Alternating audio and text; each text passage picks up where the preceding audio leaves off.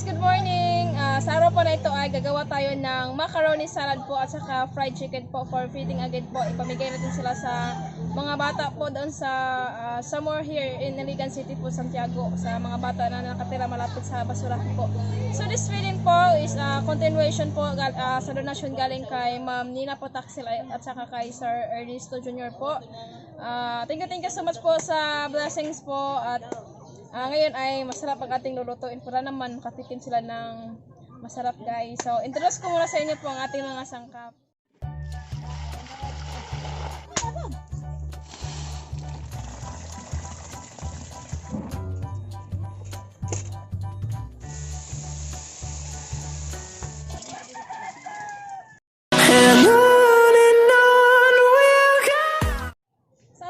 Macaroni salad po, kailangan natin ng fruit cocktail, raisins, all-purpose cream, cheese, taong kulay green at saka red, nata de coco, mayonnaise, condensed milk, evaporated milk at saka macaroni pasta po, and then chicken for fried chicken. Kailangan din natin ng coating for fried chicken po.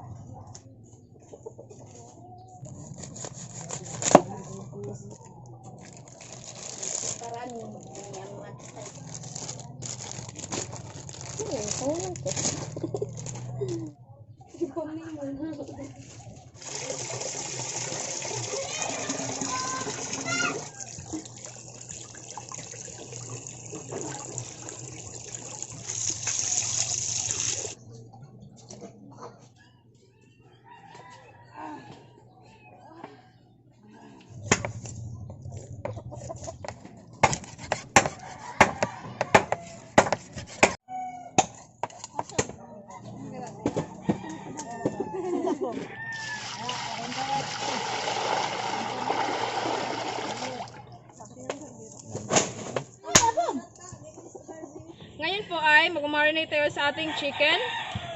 Maglagay tayo ng asin. Maglagay tayo ng famous Garlic powder. Damihan natin sa paglagay ng garlic powder kasi ito yung flavor niya guys. Sobrang sarap. Try nyo.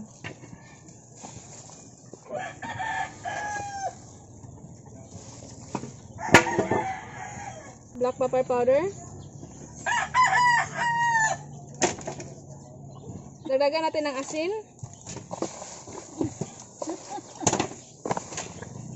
lagi asin pangita.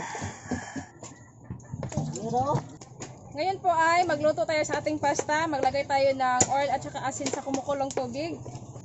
Asin, saka oil. Ilagay na natin ang pasta.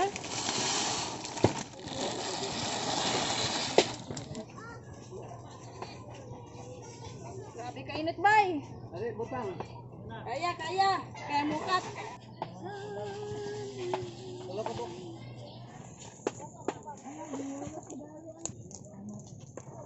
Ayan, luto na po ang ating pasta.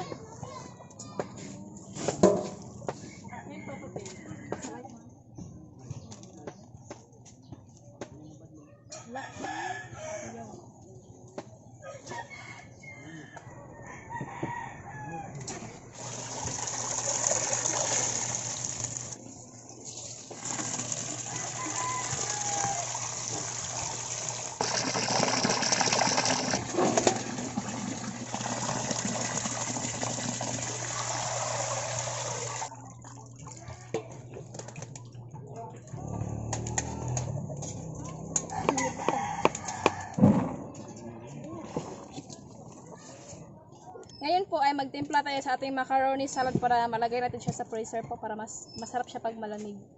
Maglagay tayo ng raisins, cheese, ang ating taong, nata, maglagay tayo ng fruit cocktail, all-purpose cream, alamia mayonnaise,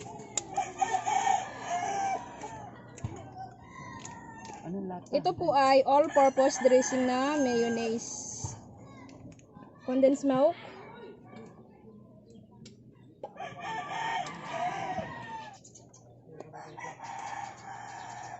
Mix lang natin.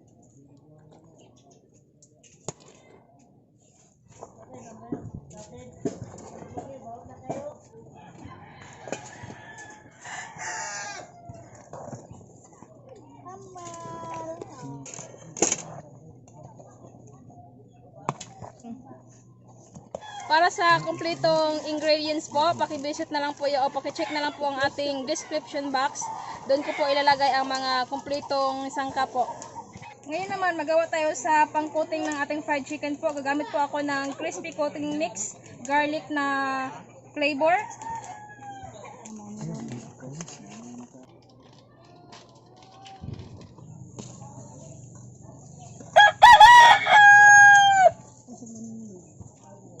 May gibuhat. Kaya ka. Gagamit po tayo ng harina, 2 kilo po. Masangkang eh.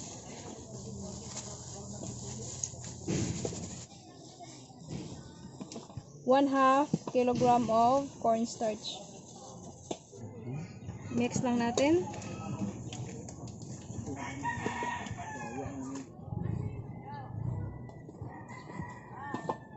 Magpainit tayo ng mantika para sa ating fried chicken.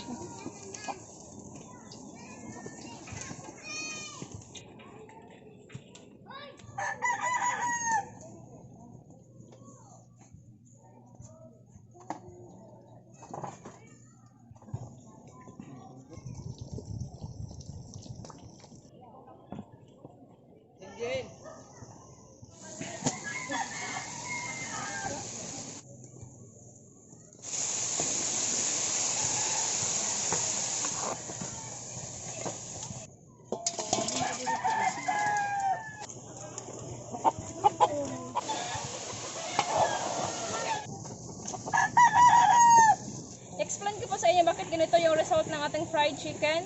It's because kay tungod ang chicken is hindi pa siya masyadong matured, so medyo bata pa ang ating manok, so hindi siya fatty, so hindi masyadong nagdikit yung coating. So in fairness, masarap naman siya, masarap yung lasa dahil sa garlic powder na nilagay natin. So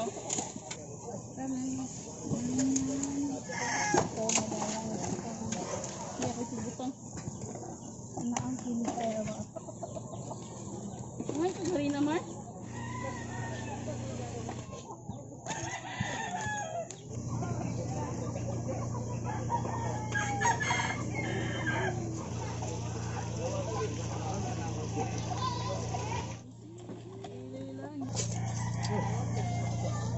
Umaya dito paklis nilang eh.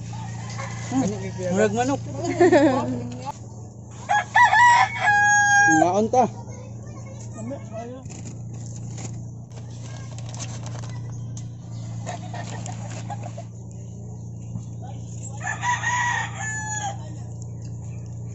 Lami, Beng.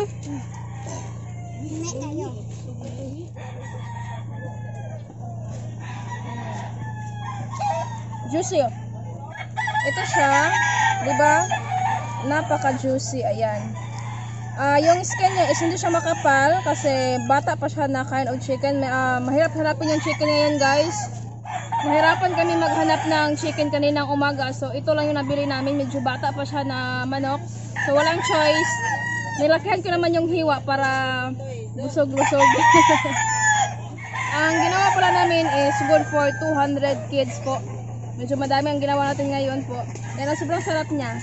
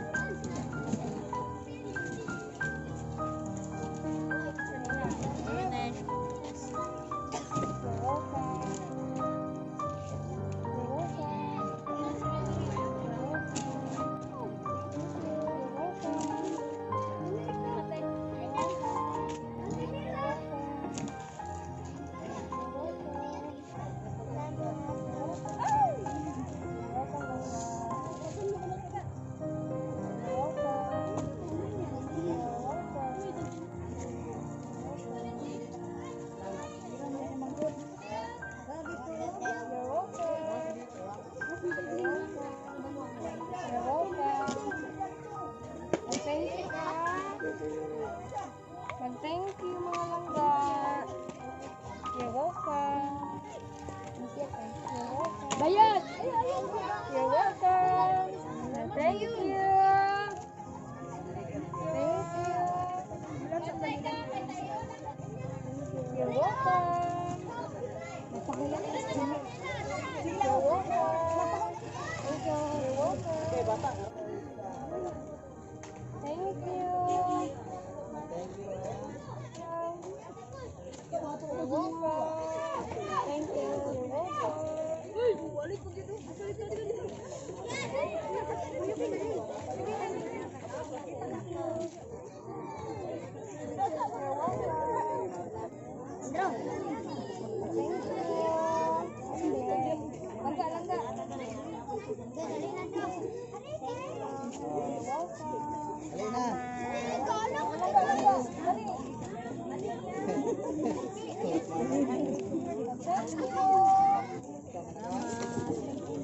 Ayun, wala na. Ayun na.